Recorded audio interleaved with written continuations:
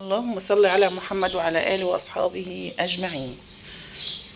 صباح الفل وصباح الورد وصباح الياسمين وصباح العسل على أحلى ناس وأحلى ناس في الدنيا، بتشجعني وتديني طاقة وحماس. أنا بحب أسجل أو أصور على صوت العصافير على الصبح كده. عندي شجرتين كده في البيت بيبقوا مليانين عصافير، بتبقى استباحة حلوة كده. صباحكم عسل زيكم. لايك وشير وسبسكرايب مطبخنا على قدنا مع ام اريج. اللي ما اشتركش في القناة يدخل ويشترك في القناة، شرفني في قناتي، ويشترك ويفعل زر الجرس. هندخل مطبخنا ونسمي الله ونصلي على رسولنا الكريم. هنعمل حاجة حلوة. انتوا عارفين الجو الشتاء والجو ساقعة والجو برد، والبرد عامل عمايله معانا خالص، فبنحتاج لحاجة حلوة كده. هنعمل ايه النهاردة؟ حاجة اسمها كده ايه، اشطوطة. اسمها اشطوطة. 4 بيضات ومعايا كوباية سكر. بقول لكم صباح النسكافيه وصباح المزاج العالي. النسكافيه اللي بيخلي المود بتاعك 10 على 10 على الصبح. 4 بيضات ونزلت بكوباية سكر مطحونة.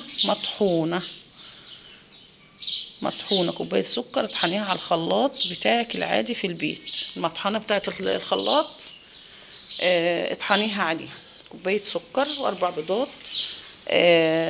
نص معلقة محسن جل. وانا قلت محسن الجل ده يا جماعة بيتباع عند مستلزمات الحلويات، موجود في كل الدنيا، تمام. وذرة الملح بتاعتنا بتاعت الحلويات، ذرة ملح.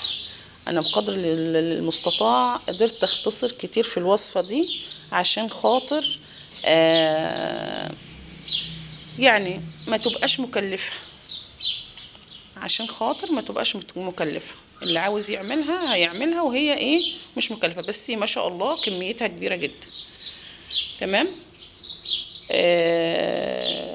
حطينا نص كوباية زيت، كوباية لبن، يبقى 4 بيضات، ذرة ملح، كوباية سكر مطحونة، نص معلقة محسن جل، كوباية لبن، ونص كوباية زيت، ومعايا 2.5 كوباية دقيق، ومعاهم نص باكو بيكنج باودر، نص ظرف بيكنج باودر، تمام. خلاص كده، خلاص عرفنا المقادير بتاعتنا طبعا، وضربناهم اهو. ضربت البيض مع السكر الاول، وبعدين نزلت بالملح بتاعي، ونزلت بالزيت، ونزلت بالحليب، ونزلت بالمحسن، وبعد كده اخر حاجة الدقيق بتاعي نزلت بيه وعملته بالمضرب اليدوي، ضربته بالمضرب اليدوي. معايا الصينية بتاعتي مقاس 30 في 40، مقاس 30 في 40. على فكرة الوصفة بتاعتي دي هتتكون لها 3 مراحل، 3 مراحل، تمام، او 3 طبقات. اول طبقة اللي هو الكيك اللي انا عملته دون، وفي صاج 30 في 40. ممكن تستخدميها كيكة عادية خالص تاكلوها تشربوا عليها شاي، بس في صاج اقل من ده شوية، او صينية اقل شوية، تمام. وتستخدموها كيكة عادية خالص تاكلوها. هنزل بالكيكة بتاعتي، بس انا عملتها في الصاج 30 في 40 ده علشان خاطر هيبقى 3 طبقات، وكميته ما شاء الله كمية كبيرة جدا. ممكن تستخدموا الوصفة دي كجاتو، او في مناسبة، لو عندك مناسبة ولا حاجة تستخدمي. المهم نزلت بالخليط بتاعي في الصاج. هنفرده كده بالاسباتيولا، نظبطه. انا كده مولعه الفرن قبل ما اشتغل. طبعا عارفين ان انا الفرن لازم يكون مولع قبل ما اشتغل في الكيك بتاعي. ادخله الفرن على 175، ونشوف بعد كده هنعمل ايه، تمام كده. نشوف الطبقة التانية. هنعمل كريمة. بصوا برضو يعني اختصرت في الطبقة التانية دي. هي بتتعمل بكريمة كريمة سايلة. انا عملتها بكريم شانتيه عادي، يعني ده يتعمل وده يتعمل. كريم شانتيه حط عليه حليب بودره، حطي معلقتين من حليب بودره، حطي، انا عملت كوبايتين كريمه شانتيه، معلقتين حليب بودره، ميه ساقعه، وحطيت معلقتين سكر فقط عشان انا مش عايزاها تبقى مسكره، لان لسه في طبقه تالتة اللي هي الكريم كراميل ويبقى مسكر. تمام. ونضربها ونحط عليها فانيليا. يبقى اختصرنا قد ايه يعني. طبعا الكريمه السايله دي بتبقى غنيه ودسمه. كريم شانتيه يعني اهو سعره في المعقول شويه. نضربها في الخلاط في العجان بتاعنا. ما عندوش عجان بالمضرب الكهربائي عادي يا جماعه، نضربها بالمضرب العجان، مضرب العجان او المضرب الكهربائي العادي. تمام. دي هتبقى تاني طبقة او المرحلة التانية من الوصفة. تمام. طبعا انا ما مش عايزة يعني، احنا بندور على اقل تكلفة، بندور على اقل تكلفة عشان خاطر ما نبقاش مكلفين نفسنا زيادة عن اللازم، وفي نفس الوقت كان حاجة حلوة برضو وكويسة مش وحشة. تمام. بتقعدي تضربي فيها حوالي 12 دقيقة 10 دقايق. المهم لما تعمل معاكي فوم حلو كده والكيكة بتاعتي طلعت من الفرن اهي. بصوا بقى، في مرحلة ان الكيكة تطلع من الفرن، طلعت من الفرن، بنعمل لها ايه؟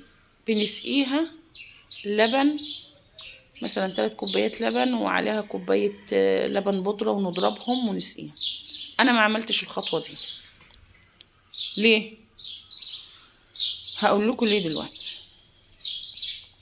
لان انا لما هعمل الطبقة الثالثة اللي هي الكريم كراميل،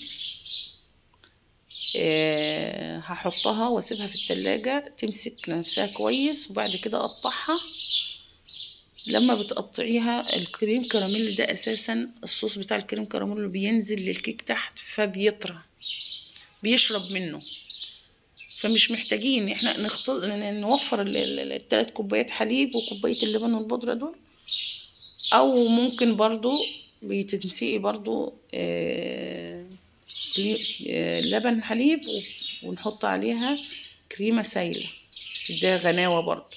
بس احنا قلنا بقدر الامكان هنختصر او نوفر اكبر قدر ممكن. بصوا بوريكم الكريمة ما شاء الله اهي.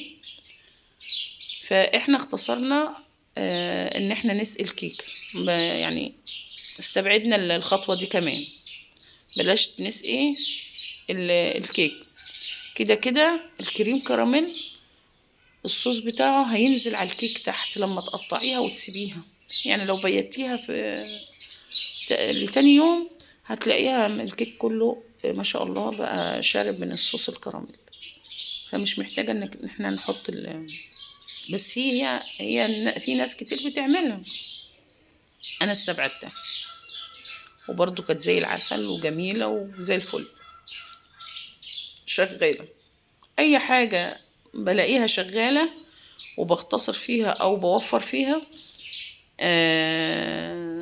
بلاقيها شغالة تبقى تمام. اما حاجة مش يعني مش لاقيها يعني كده فبستبعدها. تمام.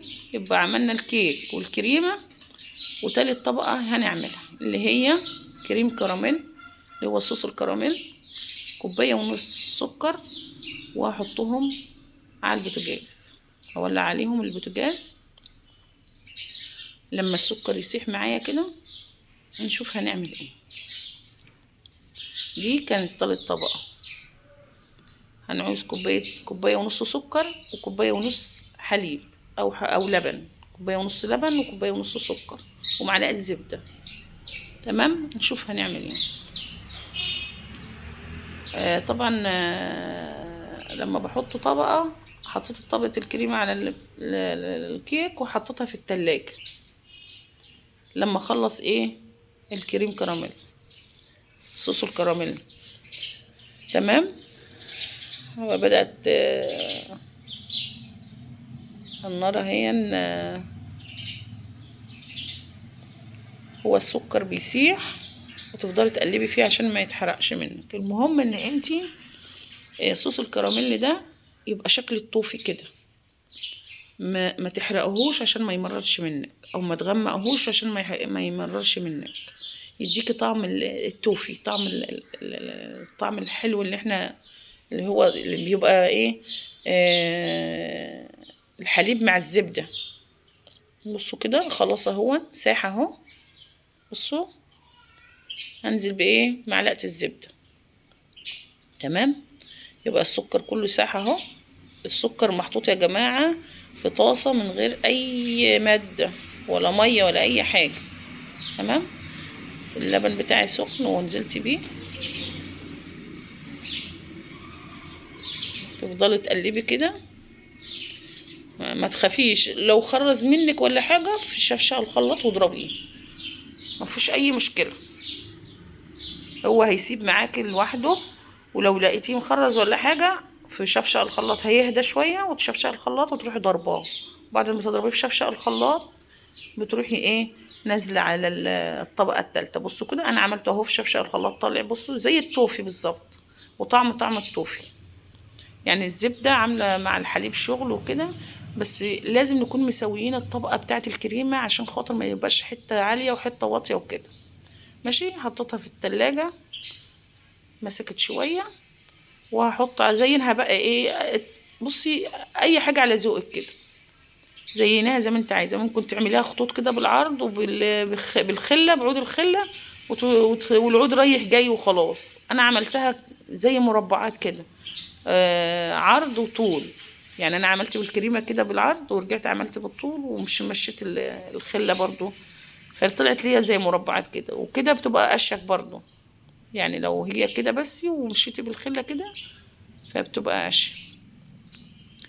زي ما المهم في النهايه هي هتتاكل، حاجة حلوة وهتتاكل. تمام. ده كله علشان خاطر بناتنا. هو طبعا شطار واثقين من نفسهم كده، وهم واقفين في المطبخ حاجة حلوة هفت عليهم على طول. يوم واحدة جوزها قال لها عايز حاجة حلوة، تقوم على طول تعمل. ولادها تعمل. ما تهبيش من حاجة، ما تخافيش من حاجة. كل حاجة بأمر الله هتطلع حلوة طول ما انت واقفة بتذكري الله، تصلي على رسول الله، بتطلع الحاجة ما شاء الله. بصوا بقى، بصوا هي طالعة تحفة جميلة. بصوا بوريكم هي الثلاث طبقات، هي جميلة، طعمها تحفة وجميلة وحلوة، وحاجة حلوة اتعملت في البيت بنظافة بإتقان. برضو وفرنا فيها كتير. ويا ريت كومنتاتكم الحلوة اللي بتسعدني. يا ريت كلامكم الحلو اللي بيديني طاقة ونشاط وحيوية، وبيخليني أقوم تاني وأشتغل. ببقى سعيدة جدا بكومنتاتكم الحلوة، أو بالتعليقات بتاعتكم الحلوة. مع إن الواحد يعني، يلا أستودع